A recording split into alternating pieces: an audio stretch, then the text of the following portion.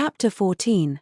The Past and the Possible. The beautiful room was suffused with the rich aroma of tea. The tea, which was served, ploop ploop ploop, out of a foreign-style teapot, was red as a rose. This was dark tea in the most literal sense, Maomao observed as she savored the smell. People sometimes took this kind of tea with sugar or cow's milk, but Maomao declined them. She couldn't abide sweetened tea. "So, what's your take on the matter?" asked Jinshi, who managed to look elegant just stirring some milk into his drink with a spoon. That was the right way to do it to avoid making himself sick to his stomach. Suiren had heated the milk to make it easier on his digestive system. Maomao sat across the table from him and sipped her own tea. "Are we sure about this? Is this the right setting for this conversation?" Daomai had led Maomao directly to Jinshi's chambers, but no matter how you sliced it, she found herself at a tea party. Suiren didn't appear to object, meaning they had her tacit approval, but Maomao couldn't help wondering. "Here, for you," the old lady had said with a smile as she pushed tea toward Maomao. She'd felt she couldn't refuse, so decided to enjoy just a sip while she spoke with Jinshi. "I must warn you, sir, my opinion is merely speculation, and might not fully accord with the true facts. Yes, I assure you, I'll take an objective view of things and not accept all you say uncritically. Does that make you feel better?" "Yes, sir," Maomao said. It was all she could say. Jinshi glanced at Daomai. Was his diligently official tone in deference to her presence? "Where would you like me to start?" "With the Windreader tribe. Put it all together for me, even the things I've heard before." "Very well, sir." That at least made things easier. She would be spared the effort of trying not to repeat herself. "We first heard about the Windreaders from Nianzhan, the former serf at the farming village we visited. He said the tribe had been destroyed in an attack meant to gain his people wives and slaves. The Windreader tribe was responsible for a ritual of some kind and, according to Nianzhan, was under the protection of the Yi clan." This much she had already told Jinshi, so he continued to sip his tea and munch on a snack as he listened. The snack, incidentally, was a foreign-style cookie well matched to the exotic tea. "We can speculate that whatever the ritual was, it somehow helped stop plagues of insects before they happened. It might have been a practice called fall plowing, which involves turning over the earth to not only improve soil quality, but destroy the eggs of pest insects. I think Lahan's older brother would know the specifics." "You mean Lahan's brother? The La clan is full of highly accomplished individuals, isn't it? To think, they have two virtually professional farmers." So it had come to this. Even Jinshi called him Lahan's brother. "I get the impression Lahan's brother learned farming under duress, though, with his distinctive diligent streak, she knew he must have dedicated himself to learning the ways of the soil. If he'd been born into an ordinary family, he might have become a more ordinary overachiever." "Where is Lahan's brother?" Jinshi asked. "We received a message that he should be returning to the western capital tomorrow. He's mostly finished teaching the villagers how to farm," Basin reported. "Oh, yeah. We left him there, didn't we?" Maomao thought. She wondered if he'd been successful in teaching them how to cultivate potatoes. "When he gets back, tell him to come talk to me." "Yes, sir." Basin withdrew. There was a stray duck feather on his back. Maomao looked at Jinshi to see if it was okay to continue. "Go ahead," he said. "Yes, sir." The Windreader tribe used birds in some capacity, but the former serf didn't know exactly how. The suspicious character we caught today, Kulumu, however, claims that the Windreaders were not wiped out, and that they passed on the secret of their birds, which is how their descendants now make their living. As you suspected, they appear to raise messenger pigeons. They might also have raised other kinds of birds. Kulumu had seemed to believe that the knack for raising birds was primarily about cultivating pets to sell to rich people, but that wasn't true. "Depending on how the birds are raised, I believe they could be used to help find insects. But I do think that messenger birds are the clan's stock in trade." This was simply the answer Jinshi had already arrived at. "I think the Windreaders' greatest strength was their ability to use birds to communicate. Although I must emphasize that this is only my guess, I wouldn't be surprised if they were serving as an information network." Jinshi didn't so much as flinch. "What of the tribe's survivors, then?" "Again, this is only speculation, but I think they might have been protected by those who saw value in their abilities." Maomao spoke slowly, choosing her words carefully. And who do you think protected them? After a moment she said, I'm not sure. The Yi clan, perhaps, or maybe some other power. Why would the Yi do that? Maomao knew as well as Jinshi that her answer created some inconsistencies. If the Yi had been seriously protecting the Windreaders, the tragedy of 50 years before would never have occurred. I make bold to refer to the former emperor's mother, the Empress Regnant, sir. You have my permission. It's because she destroyed the Yi clan. Maomao could see that it made sense to Jinshi. The Empress Regnant had ruled the country by proxy, controlling her son like a marionette. She seemed to have been a thoughtful and logical person. There had been obvious reasons for her to expand the rear palace and forbid logging in the forests. But when it came to the annihilation of the Yi clan, there was much that remained unclear. You're suggesting that the Yi clan tried to keep the Windreaders to themselves, not letting the imperial family know about them, and when it transpired that they were in effect a private spy network, the clan was punished for it. I think it's a possibility, sir. It was only Maomao's hypothesis. She offered it to Jinshi merely as something to consider in making his judgments. Understood. What about the possibility that someone other than the Yi clan was harboring this tribe? Then, I remembered that the White Lady used pigeons to communicate. She might have learned to do that in Shao, and it's not impossible that it reached her, or Shao, from the Windreaders. So the Windreaders' art found a home in Shao. Which leaves us with the question, did it get there before the tribe was destroyed, or after? Now, that wasn't a very nice question. In my view, it would have to have been before their destruction, Maomao said. So it was treachery? Yes, sir. They committed subterfuge. Maomao thought once more about the reason the Windreaders had been destroyed. The tribe had been priests of some kind, yes, but suppose they had also been spies serving the Yi clan.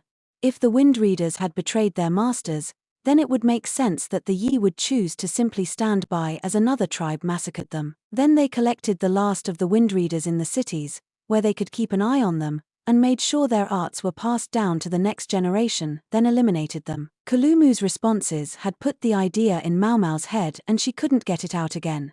It would be easy to justify moving the Windreaders into town. The Yi simply wanted to protect them. When, in fact, they wanted to keep them close. Jinshi seemed to agree with her. He was nodding along and sipping his tea. Maomao took a drink herself. Her throat was parched. So the Yi are involved, and Shao. Is that all? Jinshi asked. No, there's one more group. Kulumu had said something else that had gotten Maomao's attention. Kulumu said something that implied that Master Gyokuin's wife, Master Gyokoyu's mother, was of Windreader origin herself. Jinshi didn't mince words. That's right. So he's already looked into it. Why even bother asking about her speculation, then? Behind Jinshi, Chu held up 2 fingers and grinned. She must have been the one to get the info. It seems Sir Gyokuin's wife played a substantial role in helping his business prosper. Information is as good as gold in business dealings, after all. For him to have amassed as many resources as he has over the course of these several decades, he must possess a power others don't. And now his grandchild stood next in line for the imperial throne. If Gyokuin was a self-made man, he had made himself better than any other man in the nation. No one has a bad word to say about this wife of his. They all say she was intelligent and warm. That made sense. Kulumu had said she was kind as well. Funny, considering she had something of a shady son. That was about as far as Maomao needed to delve into this, in her own opinion, but there was one other thing she had to ask. May I bring up something slightly off the subject of the Windreader tribe? What is it? It's about the farming village we visited. Master Rikusen was there just before we were. Ah, that. Jinshi looked away from her for a moment, apparently thinking. I had Rikusen investigated as well. I know he went to inspect the local agriculture. Even though it seems to have been quite difficult for him, he's been very busy here in the western capital. The visit, though, was about confirming something we'd suspected since his days in the central region. All the way back then, sir? Yes. The reports from Isei province didn't show any major damage to the harvest last year, but it was hard to be sure without seeing for ourselves. So Rikusen found the problem on his desk. Or rather, I put it there. You did, sir? You doubt me? Not exactly. Just curious. Rikusen hadn't been looking his best when they had first arrived at the western capital. It was hard for Maomao not to wonder what he'd been up to. Maybe she was just paranoid. Allow Miss Chu to explain why he wasn't looking his best, Chu said, stepping forward with an enthusiastic snort. Apparently Miss Chu served as her first-person pronoun even in Jinshi's presence. Chu, said Daomai, a bird of prey eyeing a presumptuous sparrow. Geez, Daomai is scary. It's all right. Let her speak, said Jinshi. With his permission safely gained, Chu let out a big breath. Miss Chu already looked into it. On his way home from the village, Mr. Rikason was set upon by bandit. You know the ones, Miss Maomao. Those poor guys who got their arms broken by Mr. Basin. Yes, I remember, thank you. I remember that Miss Chu used me as bait. Of course you do. Well, you also remember that the bandits who attacked Miss Chu and her friends were arrested and taken to prison. Later, the bandits' leaders were apprehended too. One of our informants kindly told us what we wanted to know. We also learned that one of our guides had taken Mr. Rikason to the farming village a few days earlier. So, in sum, the guide passed information about his clients to the bandits, who attacked people unused to traveling the plains. The same guide had been responsible for the attacks on both Maomao and Rikason. Chu, anticipating the bandit connection, had put on a little show for him. It really was complete coincidence that Miss Chu and her friends were attacked. Hey, don't lie to us. Maomao had to pinch her lips tight together to make sure this rejoinder didn't come out of her mouth. But in Mr. Rikason's case, it seems there was someone besides the guide pulling the strings. Someone who wanted to interfere with his visit to the village? Jinshi asked. It's possible. Or it might just have been regular old intimidation. The other possibility Miss Chu can think of is that it goes the other way, and Mr. Rikason wanted to look like a victim. Then again, of course, maybe it really was just a regular bandit attack. If you'd prefer, Chu had a surprising talent for drawing lines by implication.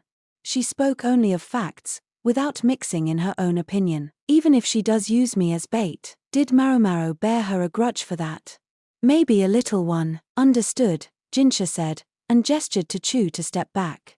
She straightened up and gave him a perfect bow. From what I've just seen, it almost looked like Jinshi himself wasn't completely sure who Rikason really was. Everything Maomao had heard, though, made her think he was at least a man loyal to his work. Jinshi took a sip of his tea, contemplating all he'd just heard. Maomao likewise took a drink, although her tea was cold by now. This tea's flavor should make me want something sweet, but what she really wanted was something salty. No sooner had the thought crossed her mind than a tray of snacks appeared in front of her, delivered by Suiren, who caught Maomao's eye as she set it down. It bore a pile of plain rice crackers. Join me, Jinshi said, picking up one of the crackers. It wouldn't be seemly for me to eat all these by myself. If you don't mind, then, Maomao said, one of the crackers practically already in her mouth. There was a noisy crunch as she bit into it. It didn't seem like particularly fine etiquette, but the salty cracker was so good. I'll be able to take some of these with me, right? She thought. Some cookies to take as souvenirs for the quack doctor would be nice too. Ah, but then there's Tianyu to worry about. She could throw the quack off the scent easily, but pulling the wool over Tianyu's eyes would be harder. Better make sure first. Moon Prince. May I ask you a question? Yes. What is it? Jinshi raised an eyebrow. She had used the name Moon Prince because Daomai and the others were there, but he didn't seem to like it much. What shall I do about my position when it comes to one of the new physicians, Tianyu? Unlike the Chu, the master physician, if I come here too often, it will be difficult to keep him from connecting the dots. That's a good point. Let's see, Jinshi said, but then he paused. It was Suiren who continued, with a smile. He's been informed that you've known the Moon Prince for some time, since you were training in etiquette in his chambers. Put your mind at ease. Training in etiquette? Yes. It's not untrue as such. I suppose not. The description, frankly, made Maomao feel a little ill. To train in etiquette by serving a man of elegance typically meant to prepare to be his wife. It's not untrue, Suiren reiterated, still smiling. Maomao took another bite of rice cracker, feeling not the least bit reassured by Suiren's explanation. Jinshi appeared to be thinking about something as he ate. Perhaps we should proceed faster, he mused. Inquiring about what he felt should be hastened seemed likely to invite a very long conversation, so Maomao decided not to ask.